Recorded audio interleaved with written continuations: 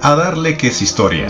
Hoy presentamos la segunda parte de video sobre el Códice Boturini, donde aquí hablaremos de su contenido, no limitándonos a referir sus imágenes, ya que haremos un análisis comparativo de este con otras fuentes históricas. El códice tiene como tema la migración de los mexicas desde Aztlán hasta el momento que llegaron a Culhuacán, volviéndose sus vasallos y mercenarios de estos. Mucho de lo que se habla sobre la migración mexica no solo está aquí, sino en otros códices y crónicas diversas, pues tenemos otros documentos con ya evidente influencia española donde nos hablan de la migración. Sin embargo, como muchas veces pasa, existen contradicciones entre datos históricos, y este códice nos aporta registros y datos contradictorios, que chocan entre sí, como veremos ahora.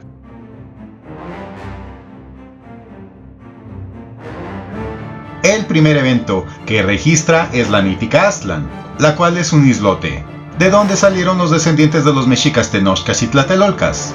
Al día de hoy no se sabe dónde estaba o si siquiera fue un lugar real. Si existió, se cree que estaba hacia el norte del actual México.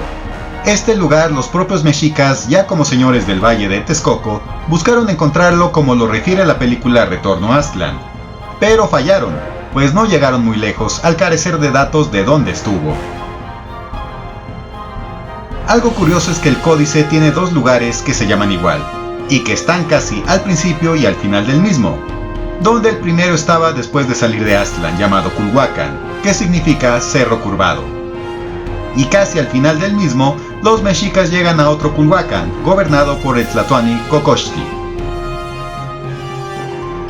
Entre esos dos Culhuacán se dieron los eventos a lo largo del tiempo, siendo que cada uno de estos cuadretes que vemos representa lo que hoy conocemos como un año solar, teniendo un total de 188 cuadretes, es decir, el códice explica lo ocurrido durante 188 años, donde su forma de contar los años entre mexicas era con 4 signos, llamados pedernal, casa, conejo y caña, intercalando estos signos con 13 numerales que son estos círculos junto a cada signo del año. Y el primer año del códice es el año 1 pedernal. Y el último es el 6 caña, donde los mexicas son mandados a pelear contra los xochimilcas.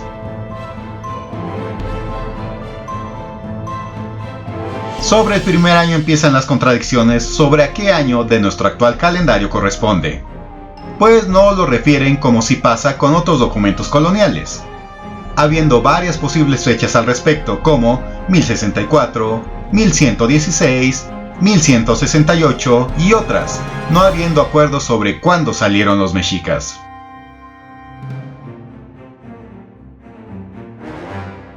Se supone que Aztlán fue un islote que a su vez fue la inspiración para que los mexicas lo recrearan en otro islote llamado ahora Tenochtitlan, aunque lo más real es que los mexicas llegaron a ese lugar definitivo porque fue el lugar que les asignaron los tecpanecas. Según como se cuente, los lugares por donde pasaron varía entre 24 o 27 sitios. Lugares que relativamente no estarían tan alejados, ya que el más lejano estaría cerca del actual Tula de Hidalgo, y los otros estarían alrededor del lago de Texcoco. Este códice desmiente la famosa falsedad que casi todos los mexicanos siguen repitiendo, al decirles aztecas y no mexicas. Pues en su lámina 4 aparece un águila, el sol, quien sería Huitzilopochtli, dándoles arco, flecha y caña de pescar. Siendo aquí donde se les cambia el nombre, dato confirmado por otras fuentes, siendo que de aztecas pasaron a ser mexicas. La certeza histórica de los eventos del códice a veces se confirman, a veces son contradictorias o no se analizan a fondo, ya que por ejemplo Aztlán está dividido por varios calpulli y un basamento principal, es decir, no estaríamos ante grupos nómadas y salvajes que migraron del norte, sino de una población establecida, la cual ya tenía un desarrollo social y urbano, quizás no impresionante, pero desarrollo al fin. Así, ¿qué tanto conocimiento tenían los aztecas de Aztlán? y la realidad es que al norte había varias ciudades y culturas más antiguas que los mexicas, ubicadas en muchos estados actuales como Querétaro, Zacatecas, Guanajuato, incluso más al norte en Estados Unidos como Cahokia, donde existen vestigios que no son propios de grupos cazadores y nómadas. Quedando la duda, ¿tenían ya cierta organización como está en el códice, o esto fue embellecido por los mexicas de Tenochtitlan? Como fuera, su salida fue por orden de Huitzilopochtli, en una cueva donde le daban ofrendas. Aunque algunas fuentes refieren que este era un caudillo, es decir, un ser humano, el cual a su vez recibía los mensajes de su divinidad tutelar. Pero como fuera, estos salen con un bulto que tiene sus restos, junto con otros grupos.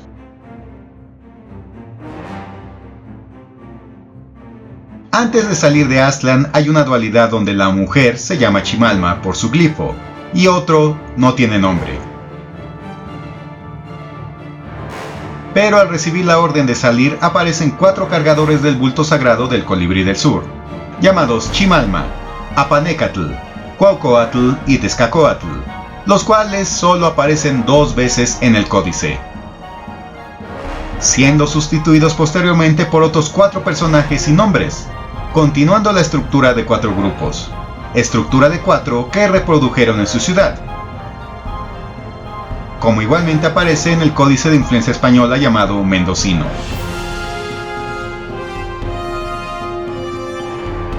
La desaparición de los 4 cargadores es lógica, pues si hablamos que el códice abarca 188 años, los guías originales habrían muerto o sustituidos en el camino. Ahora, dentro del primer año de su salida, Uno Pedernal, se dio la división de los todavía aztecas y los otros 7 grupos, los cuales eran los Matlatzincas, Tecpanecas, Tlahuicas, Malinalcas, Xochimilcas, Chalcas y Huejotzincas.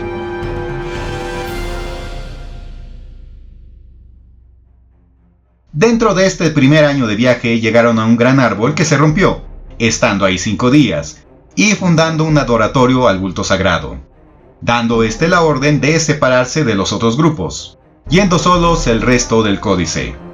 Pero a pesar de ser preciso en cuanto a lugares y años, no dice cosas que otras fuentes sí refieren. Y un ejemplo de ello es este lugar llamado Coatepec, o el Cerro de la Serpiente. En nuestro códice no es más que otro lugar de paso, en donde ya eran llamados mexicas. Pero en otras fuentes, este lugar es donde tuvo lugar la batalla de Coyolxauhqui y sus 400 hermanos contra Coatlicue y Huitzilopochtli, lugar donde nació el Colibrí del Sur. Sin embargo, batalla real o mítica no es mencionada para nada aquí. Tampoco valoramos debidamente qué tanto conocimiento tenían los aztecas luego mexicas desde Aztlán, y para ello pongamos el ejemplo del tiempo. Ya referí que el documento abarca 188 años, pero algo que parecería obvio, pero no lo es saber si los originarios aztecas ya tenían nociones del manejo del tiempo desde Aztlán. Así, ¿ya contabilizaban como se ve en el códice? ¿O fue una superposición de los mexicas de Tenochtitlan que reconstruyeron el viaje conforme sus conocimientos actuales? Pues no es cosa menor los datos que refieren las celebraciones de fuegos nuevos cada 52 años, teniendo el códice un total de 4 encendidos de fuego nuevos, siendo el último del códice el que hicieron en Chapultepec.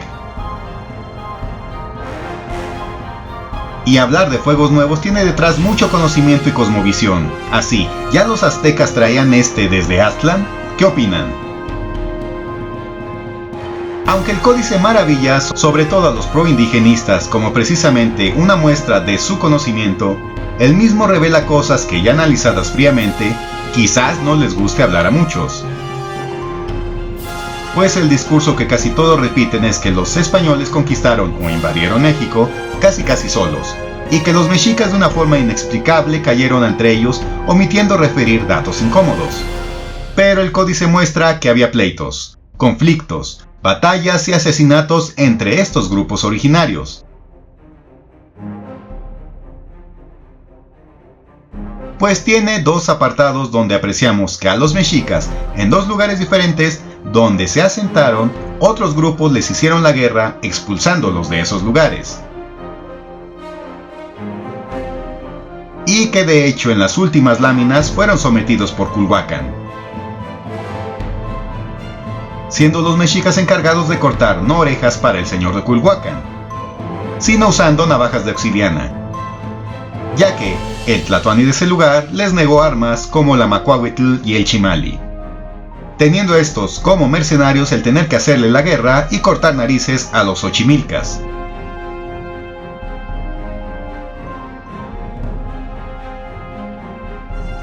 Todo lo cual nos explica un entorno en donde había conflictos entre todos estos grupos.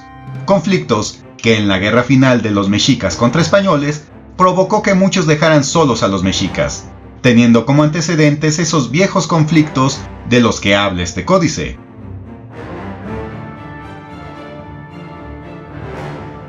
También existe un apartado donde quizás descubrieron el pulque, pues en la lámina 14 aparece que sacan el aguamiel del maguey para hacerlo pulque y beberlo. Y finalmente, el evento histórico más importante de los mexicas que aquí brilla por su ausencia, el cual es la fundación de Tenochtitlan. En esta lámina aparece Tezosomoc, el tlatoani de Azcapotzalco. Así, para ese año, este ya gobernaba Azcapotzalco empezando a dominar todo el valle, como de hecho lo hizo. No se sabe bien si ese fue el año en que tomó el poder de Azcapotzalco, según los mexicas. Pero lo que sí se sabe es que después de servir a Culhuacán, los mexicas tuvieron que ser tributarios de Tezosomoc. Pero esto aún no se ve en este códice, apareciendo solo el vasallaje a Culhuacán.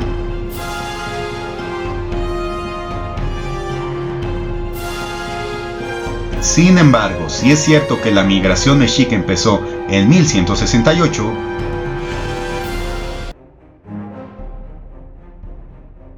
la fundación de Tenochtitlan debería haber sido registrada aquí, pues muchos creen que esta se fundó en 1325, en un año 2 Casa.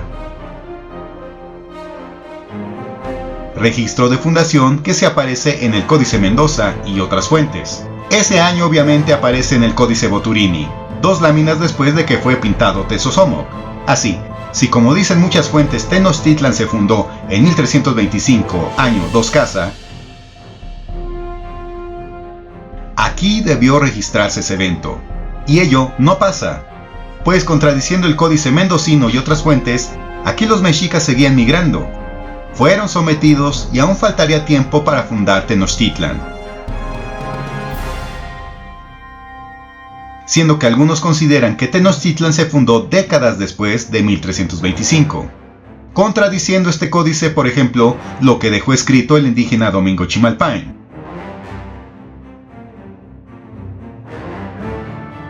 Dos Cali, 1325. En este año llegaron para establecerse en la isla de Tenochtitlan los mexicas chichimecas, cuando hacía 27 años que los acaudillaba Tenochtin. Esto prueba la contradicción de datos históricos que no pocas veces ocurre. Entonces, ¿qué fuentes históricas tienen la razón? Pero con omisiones de este códice, datos que aporta y no. Es una fuente histórica más que nos da luz para tratar de reconstruir el pasado de entonces, destacando en este video los datos que van más allá de la simple migración mexica en esos años.